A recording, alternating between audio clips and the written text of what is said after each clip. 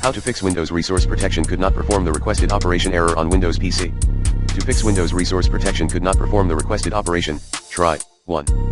Run sfc, command, sfc scanno, in command prompt in Windows safe mode. 2.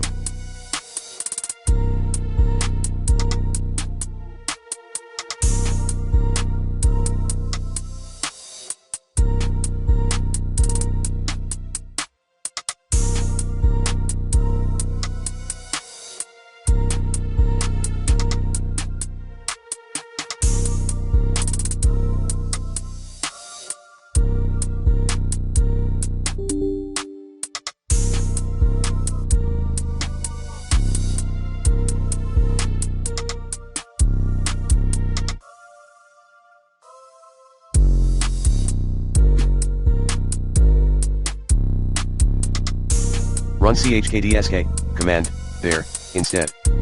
Hint, if you use chkdsk/f* on a very large disk or a disk with a very large number of files, for example, millions of files, chkdsk/f might take a long time to complete. Use the /r parameter to find physical disk errors in the file system and attempt to recover data from any affected disk sectors.